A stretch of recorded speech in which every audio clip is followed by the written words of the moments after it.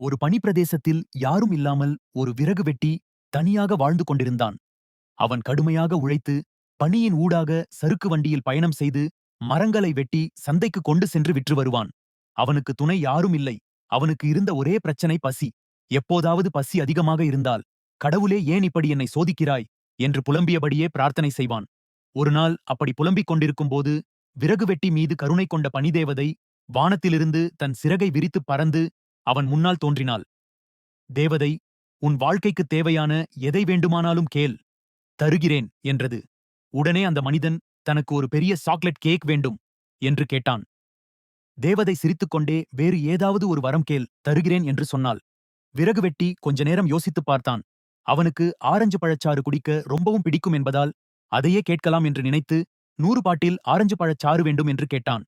தேவதை சிரித்தபடியே, சாப்பாட்டைத் தவிர வேறு ஆசைகளே உனக்கு கிடையாதா? நான் உன் வாழ்வின் முன்னேற்றத்திற்காக வரம் தர வந்திருக்கிறேன். உன் வசதியை பெருக்கிக் கொள்ள ஏதாவது கேள் என்றாள். விறகு வெட்டி குழப்பமடைந்து போனான். தனக்கு என்ன வசதி வேண்டும் என்று கூட அவனுக்கு தெரியவில்லை. விறகு வெட்டி நீண்ட நேரம் யோசித்தான். பிறகு அவளிடம் எனக்கு என்ன தேவை என்று புரிந்துவிட்டது. எனது துணிகளை துவைப்பதற்கும் எனக்காக சமைப்பதற்கும் இங்கே ஆளே கிடையாது. ஆகவே நீ ஏன் எனது வேலைக்காரியாக இருக்கக்கூடாது என்று கேட்டான். ஐயையோ, வரம் கொடுக்க வந்த நம்மையே வேலைக்காரியாக சொல்கிறானே என்று தேவதை பயந்து போய்விட்டது. உடனே விறகு வெட்டி, நான் கேட்டதை உன்னால் தர முடியுமா முடியாதா என்று கேட்டான்.